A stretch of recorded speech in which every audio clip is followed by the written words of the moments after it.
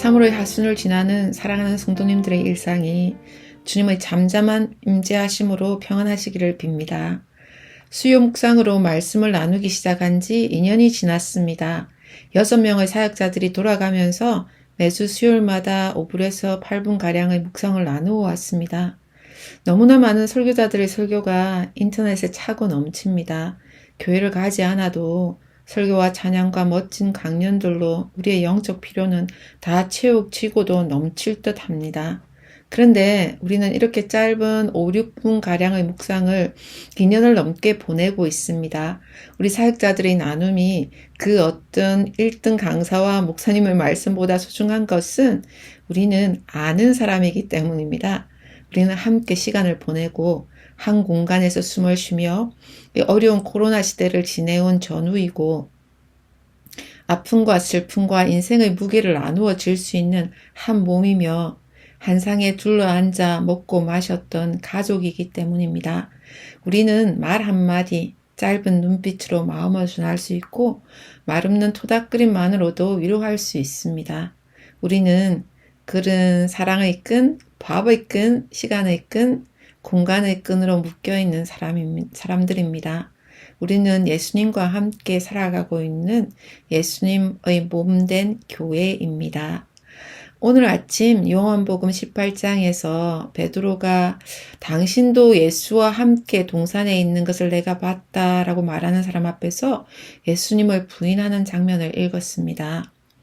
그리고 불과 3개월 정도가 지난 사도행전 4장에서 베드로는 담대하게 예수님의 죽으심과 부활을 증거하고 병든 자를 나사렛 예수님 이름으로 고치는 기막힌 복음 사역을 하고 있습니다. 그리고 예수님과 똑같이 대제사장 안나스와 가야바와 그 문중들 앞에 잡혀와 섰습니다. 그리고 문책을 당하고 있습니다. 너희가 무슨 권세와 누구의 이름으로 이 일을 행하였느냐? 우리가 어떤 권세를 가지고 있는지 잘 알고 있지 않느냐? 너희들의 선생을 우리가 죽였는데 겁도 없이 그의 이름을 전하고 그가 부활했다고 증거하며 그 이름을 빙자해 사람을 고치는 일을 하느냐고 베드로와 요한을 협박했습니다. 그런데 베드로의 음성과 태도는 너무나 달랐습니다. 대제사장의 뜰에서 어둠과 추위 속에 불을 쬐며 자기의 모습을 감추려다 들켜서 예수님을 모른다 부인했던 베드로가 더 이상 아닙니다. 너희와 모든 이스라엘 백성들은 알라. 너희가 십자가에 못 박고 하나님이 죽은 자 가운데서 살리신 나사렛 예수 그리스도의 이름으로 이 사람이 건강하게 되어 너희 앞에 섰느니라. 이 예수는 너희 건축자들이 버린 돌로서 집 모퉁이의 머릿돌이 되었느니라 라고 담대하게 선포합니다. 베드로의 담대함은 신문하던 권세자들에게도 확연히 보였습니다. 저들은 베드로와 요한을 본래 학문 없는 범인으로 알았다가 이상히 여겼습니다. 그리고 딱 한 가지 다른 점을 발견했습니다. 저들이 예수님과 함께 있었다는 점입니다. 저들의 생각에는 예수가 죽었으니 전에 예수님과 함께 있었던 것만 생각했겠지만 사실 베드로는 권세자들 앞에 서서 신문을 받는 그 순간에도 예수님과 함께 있었습니다. 예수님과 함께 있었던 사람, 그리고 함께 있는 사람은 표가 납니다. 그렇다면 어디에서 어떻게 우리도 예수님과 함께 있을 수 있습니까? 첫 번째, 말씀과 기도, 예배로 예수님을 만나고 함께 할 수 있습니다. 예수님의 말씀을 주의 깊게 듣고 가슴에 새깁니다. 함께 드리는 예배 시간에 또 가정에서 드리는 예배 시간과 개인 경건의 시간 중에 이렇게 예수님과 함께 할 수 있습니다. 하지만 우리가 예수님과 함께 있었던 것은 우리가 함께 있었다고 이야기해서 알려지는 것은 아닙니다. 누군가 보고 압니다. 말하지 않았는데도 말입니다. 누군가 우리를 향해 예수님과 함께 있었던 사람이라고 말한다면 그것은 우리가 듣고 가슴에 새긴 말씀을 우리가 삶으로 살아내고 있을 때일 겁니다. 예수님과 함께 있으며 듣고 배운 바들을 잘 연습하고 실습해 볼 수 있는 곳, 그렇게 하라고 주신 곳이 예수님을 머리로 함께 묶여진 교회입니다. 교회는 예수님과 함께 있으며 예수님을 배우는 곳입니다. 그리고 그 배운 예수님의 복음의 아름다운 덕, 온유, 절제, 인내, 용서를 연습하는 곳입니다. 예수님처럼 살자고 서로를 격려하는 곳입니다. 실패하고 넘어지는 지체를 세워주는 일도 내가 잘못했을 때 겸손히 잘못을 인정하고 용서를 구하는 예수님의 인간관계를 끊임없이 연습할 수 있는 곳도 교회입니다.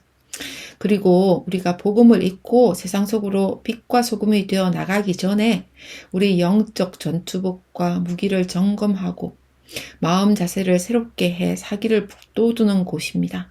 우리는 세상에 살지만 예수님의 몸된 교회 안에서 성도의 교제를 나누면서 예수님과 함께 시간을 보내며 예수님으로 물들어 갑니다. 그렇게 우리의 생각이, 사랑이, 가치관이, 소망이, 우선순위가, 마음의 태도가 예수님의 인격으로, 삶으로, 사랑으로, 교훈으로 물들어 갑니다. 팀 켈러 목사님께서 교회에 대해 말씀하시면서 세상의 모든 조직들 중에 조직 자체가 아닌 조직 밖을 위해 존재하는 조직은 교회밖에 없다라고 말했습니다. 우리가 함께하는 모든 시간이 예수님과 함께 지난 시간이 되고 우리는 예수님을 잊고 세상 속으로 매일 나갈 수 있기를 바랍니다. 세상이 우리의 삶과 말을 통해 예수님을 보게 해야 하기 때문입니다. 우리가 예수님과 함께 있었던 사람, 함께 있는 사람이라는 것을 모르는 사람이 아무도 없도록 힘써 예수님을 예배하고 예수님을 연습하는 예수님의 몸된 교회, 그리고 예수님을 잘 잊고 끊임없이 세상으로 나가는 우리 교회가 되기를 간절히 소망합니다.